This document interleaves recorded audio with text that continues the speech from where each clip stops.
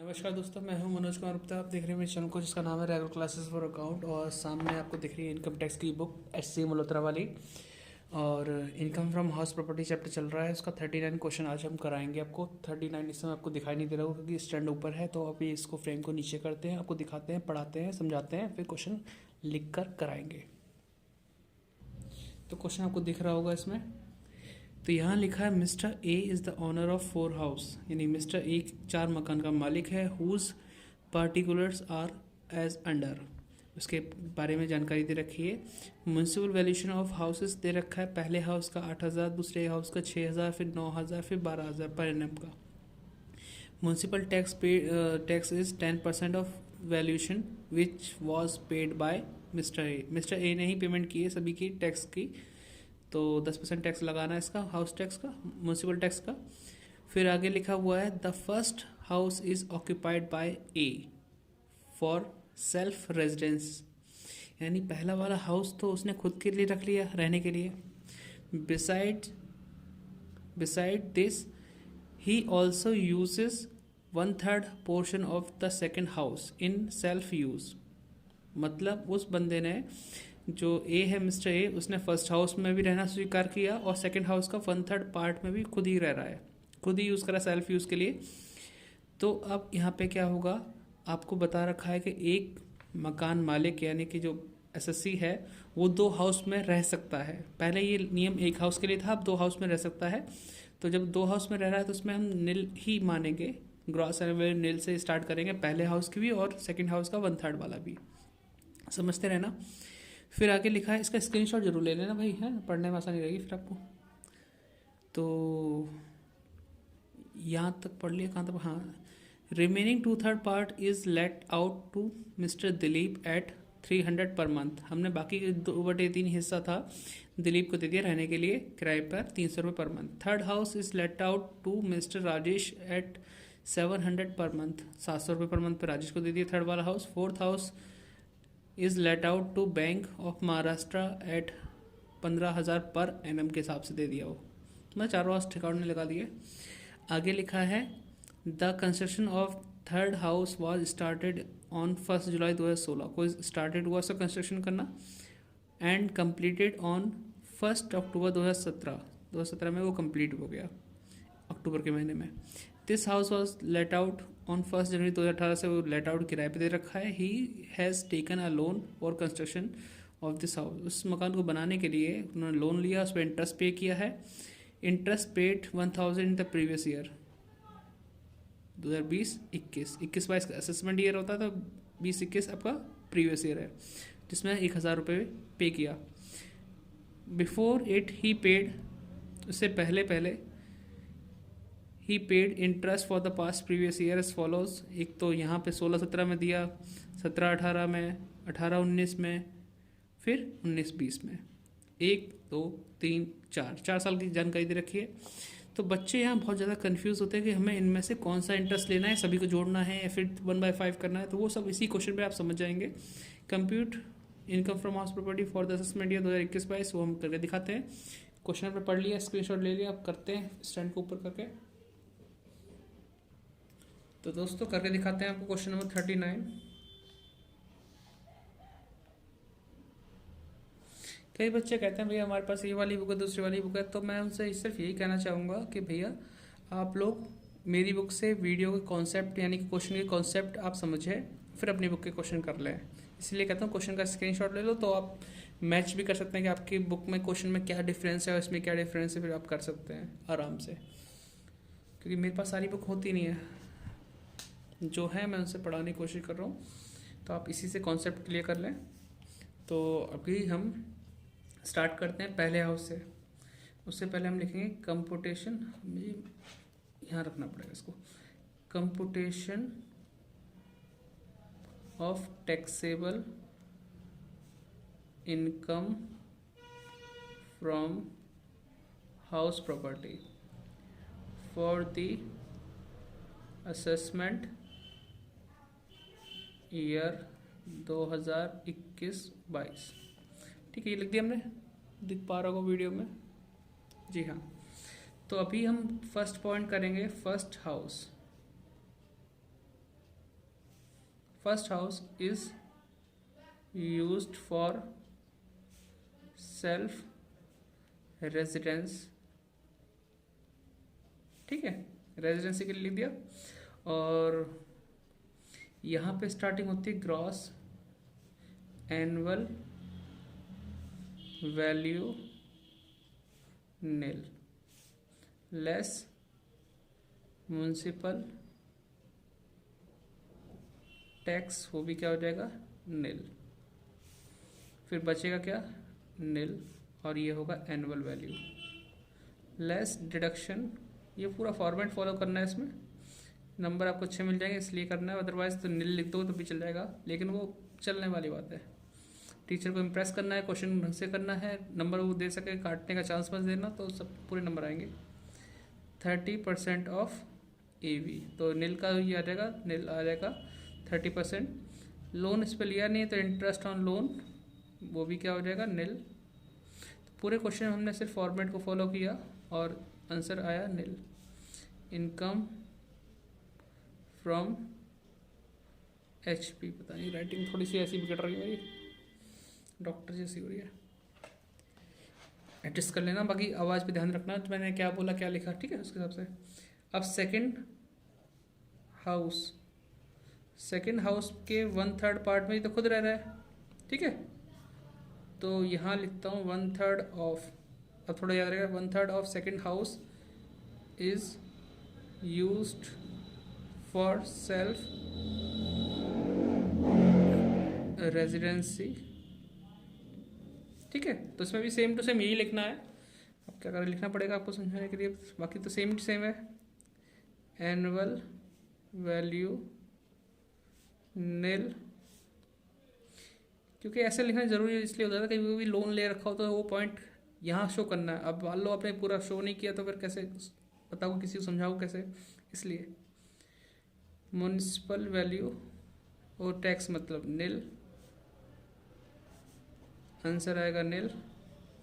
Annual value का less deduction under section 24, 30% of AV nil. Second interest on loan,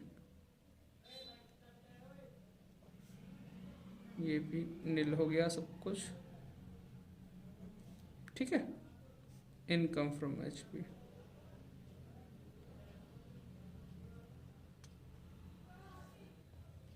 तो यहाँ से यहाँ तक नोट करना है, सब कुछ नील वाला बात है। अब इसका सेकंड पार्ट करूँगा 2/3 वाला, थोड़ा सा यहाँ लिखूँगा, थोड़ा अगले पेज पे लिखूँगा, तो मैं से आगे मूव कर रहा हूँ। सेकंड पॉइंट का ही लिखता हूँ मैं, 2/3 of second house is used for let out, ठीक है, ये लाइन यूज करी। अब इसमें बोला गया था सेकंड हाउस के लिए 2/3 पार्ट के लिए किराए पे दे रखा है, मकान खाली वाली तो कुछ मैटर बोला नहीं, तो अब यहाँ लिखेंगे ग्रॉस म्यूनसिपल वैल्यू, जो कि हमें सेकंड हाउस की दे रखी है 6,000, लेकिन 6,000 थोड़ी लिखेंगे 2/3 के हिसाब से, तो 4,000 आएगी। फिर आएगा इसमें फेयर रेंट जो कि नहीं दे रखा, नील। नंबर 3 आएगा एक्चुअल रेंट, एक्चुअल रेंट इस मकान का दे रखा 300 रुपये पर मंथ, ठीक है, तो 300 × 12, 12×3 = 3600, ये आ गया हमारे पास। अब हम कंपेयर करते हैं म्यूनसिपल वैल्यू फेयर रेंट में, देखते हैं कौन सा ज़्यादा है, तो 4,000 ज़्यादा है, वही हमारा कहलाएगा एक्सपेक्टेड। एक्चुअल को सेम टू सेम नोट करेंगे लेकिन अगले पेज पे, तो आप यहाँ तक का नोट डाउन कर लेना, वीडियो को पॉज करके, थोड़ा बड़ा हो सकता है वीडियो लेकिन कर लेना, ठीक है। तो आगे बढ़े,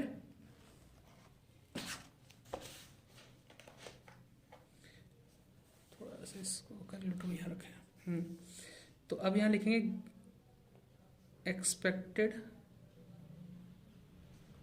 रेंट जो कि हमारा 4,000 आएगा। एक्चुअल रेंट जो कि हमारा 3600 था। इन दोनों में से ज़्यादा जो होता है वो ग्रॉस एनुअल वैल्यू रहेगा। ग्रॉस एनुअल वैल्यू 4,000 आएगा, less municipal tax. Municipal tax, अब म्यूनसिपल वैल्यू पीछे देखो 4,000 लिखा था, इस 4,000 का 10% कितना होगा? तो 2/3 के हिसाब से हमने 4,000 निकाला, 4,000 का 10% 400, फिर आ गया हमारा 3600 AV annual value, short form लिखा मैंने, लेस डिडक्शन अंडर सेक्शन 24। ठीक है, फर्स्ट 30% ऑफ AV। अब इसका निकालेंगे 3600 का 30% 1,080 आएगा। तो 1,080 इसका आ गया है। और फिर इसके बाद हम लिखेंगे इंटरेस्ट ऑन लोन जो कि नहीं दे रखा है, इस मकान के लिए लिया नहीं, थर्ड हाउस के लिए लिया था, तो वो हम उसमें ले देंगे। फिलहाल तो अभी 1,080 माइनस करते हैं, तो ये आएगा 2,520। तो इनकम फ्रॉम HP ये 2,520 आ गया। तो आप आंसर भी मैच कर सकते हैं साथ साथ। फिर हम करेंगे थर्ड हाउस वाला,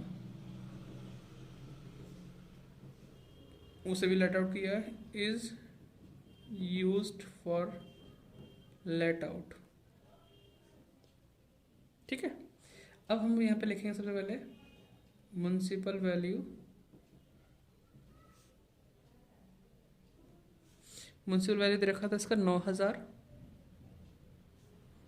फिर आएगा फेयर रेंट नील। एक्चुअल रेंट आएगा इसमें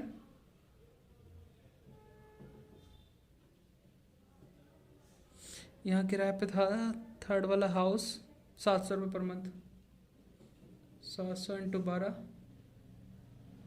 8,400। ठीक है, तो अब यहाँ लिखेंगे एक्सपेक्टेड।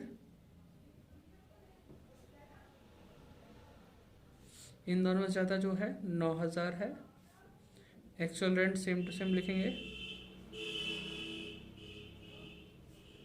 8,400। अब इनमें से ज़्यादा क्या है वो देखो आप, 9,000 वो आ जाएगा ग्रॉस एनुअल वैल्यू 9,000, लेस कर देंगे म्युनिसिपल टैक्स। अब म्युनिसिपल वैल्यू थी 9,000, तो 9,000 का ही 10% जो होगा 900, 8,100 आ गया AV, लेस, ये फ्रेम में दिख रहा होगा, हाँ जी, लेस आ जाएगा इसमें deduction under section 24, first 30% of AV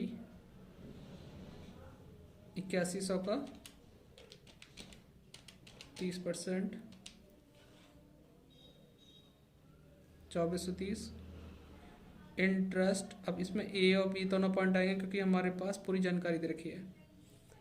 ठीक है, interest on loan to PY, थोड़ा सा अलग अलग गैप है, थोड़ा सा जगह कम थी इसलिए लिख रहे हैं। Interest on loan prior to PY। ठीक है, अब यहाँ समझने वाली बात यह है, थोड़ा सा बुक को लेके आते हैं, पहले बुक पे समझाते हैं, फिर क्वेश्चन में करके दिखाएंगे। पता नहीं दिख पा रहा नहीं दिख पा रहा, लेकिन आपने स्क्रीनशॉट लिया हो तो आपको दिख जाएगा वहाँ पे। प्रीवियस ईयर में हमने पे किया है 1,000 रुपये। ठीक है, मकान कंप्लीट हुआ था थर्ड वाला, कहाँ लिखा था, कहाँ गया इसकी जगह, मकान कंप्लीट हुआ था 1 अक्टूबर 2017 में। आपको पता है कि हम अक्टूबर 2017 से पहले पहले का इंटरेस्ट देखते हैं। ठीक है, तो अक्टूबर 2017 से पहले मार्च देखेंगे, मार्च अक्टूबर 17 में, मतलब 2017 में ही आएगा। तो जिस दिन मकान कंप्लीट हुआ उससे पहले पहले का इंटरेस्ट सिर्फ यही है 2016-17 वाला। बाकी से 17-18-18-19-19-20 लिखा है, लेकिन जिस दिन मकान कंप्लीट हुआ उससे पहले पहले का जो इंटरेस्ट है वो 16-17 में ही दे रखा 1500। तो ये समझना, ये है आपका प्रायर टू पीवाई वाला।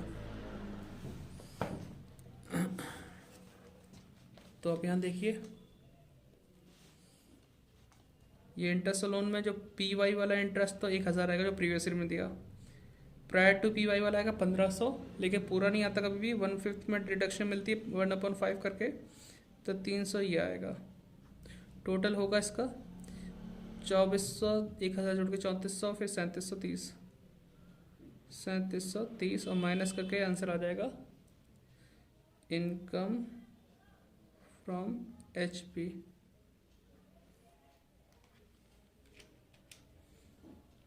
तो 8100 में माइनस करें 3730,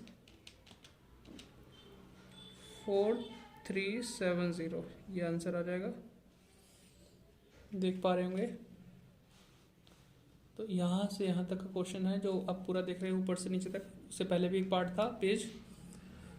ठीक है, अब अभी हमारा फोर्थ हाउस भी बचा हुआ है, तो फोर्थ हाउस भी निकालना पड़ेगा। ठीक, पलटते हैं पेज को, लिख लिया होगा आपने।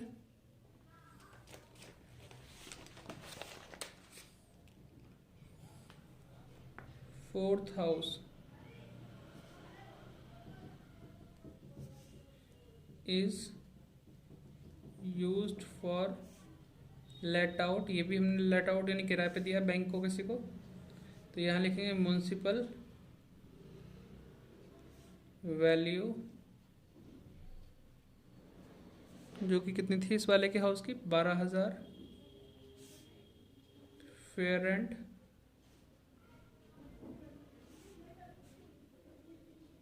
नील, एक्चुअल रेंट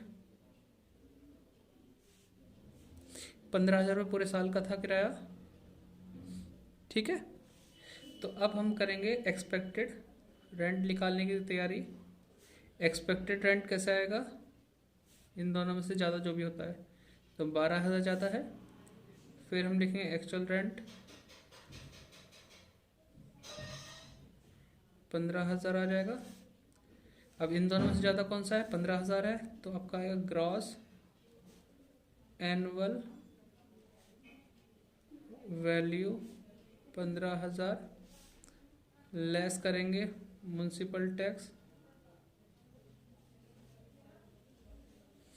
तो 12,000 रुपये का 10% म्युनिसिपल वैल्यू को निकालना होता है टैक्स, तो उस पर निकाला 1200 आया, माइनस करेंगे तो कितना आएगा 13,800।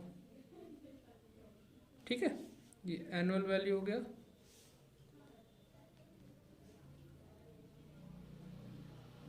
लेस डिडक्शन 24, 30% ऑफ AV, और इंटरेस्ट लोन तो है ही नहीं इसमें, कुछ सिर्फ थर्ड हाउस के लिए लिया था वो तो सॉल्व करते हैं 13,800 पे।